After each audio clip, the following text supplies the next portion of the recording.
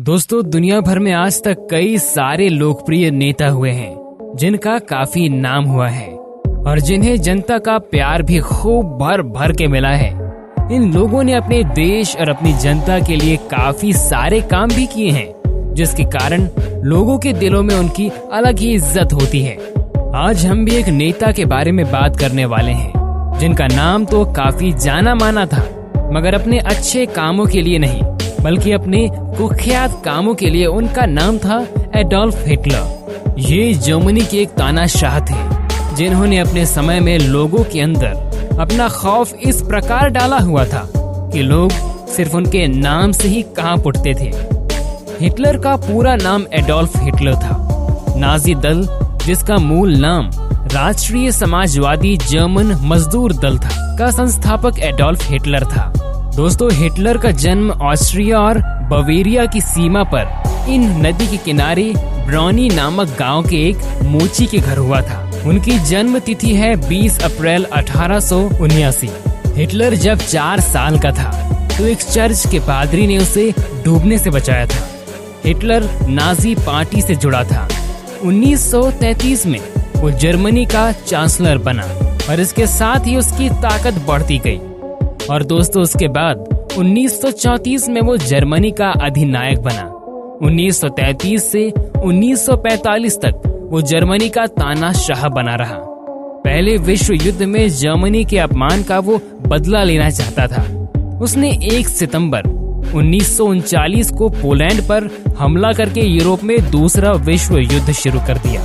खैर, यही विश्व युद्ध उसके अंत की भी वजह बना। दोस्तों, ये सब तो हमको पता है कि हिटलर कितने बड़े किस्म के तानाशाह थे, लेकिन दोस्तों, इससे भी बड़े सवाल ये उठते हैं कि आखिर हिटलर को यहूदियों से इतनी नफरत क्यों थी कि उसने 60 लाख यहूदियों को मरवा दिए थे, और ये कितना सच है। तो इस वीडियो में हम ये जानने वाले हैं, तो प्लीज वीडियो को लास्ट तक देखते रहिएगा।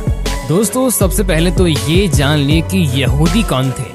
दुनिया के सबसे प्राचीन धर्मों में से एक है यहूदी धर्म।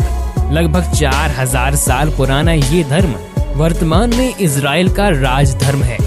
यहूदी धर्म की शुरुआत पैगंबर हजरत इब्राहिम या अब्राहम से मानी जाती है, जो ईसा से 2000 वर्ष पूर्व हुए थे। दोस्तों, इतिहासकारों के अनुसार इन 10 कारणों से हिटलर यहूदियों से बेहद नफरत करता था। तो आइए जानते हैं कि कौन कौन से वो कारण थे जो कि हिटलर की गुस्सा के कारण बने।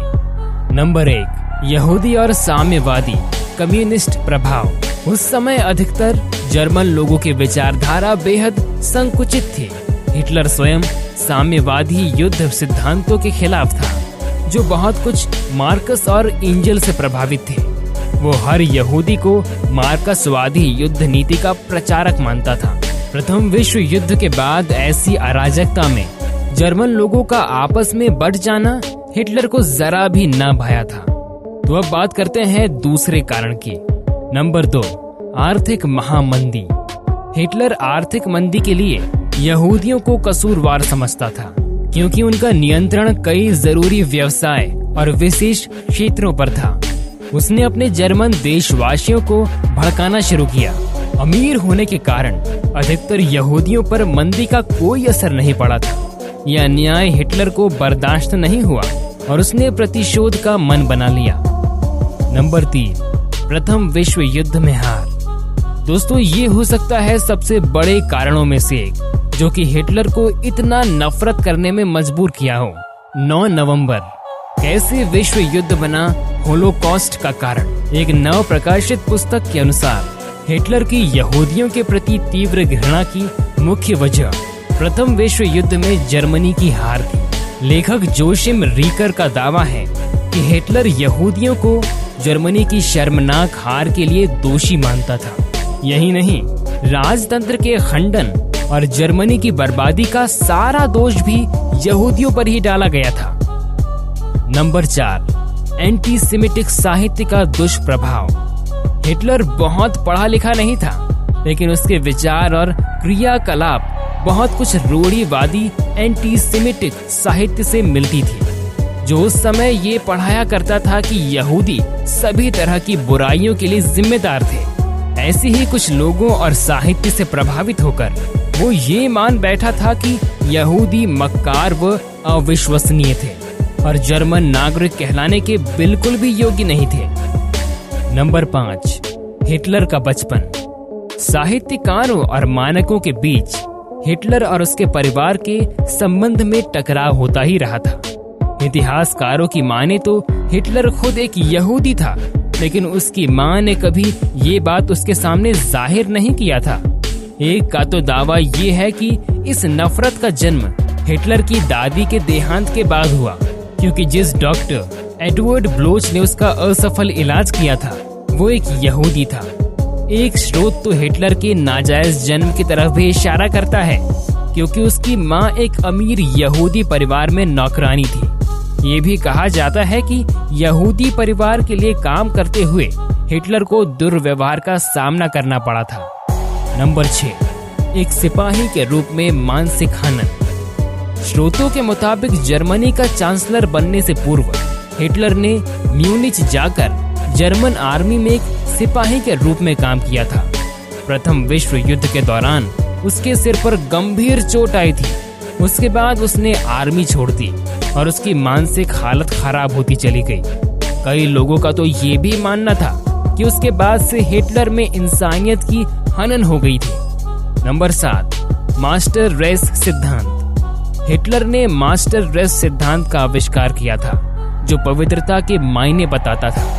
उसके अनुसार केवल गोरे और नॉर्डिक सूरत वाले लोगों को ही जर्मनी में रहने का अधिकार था।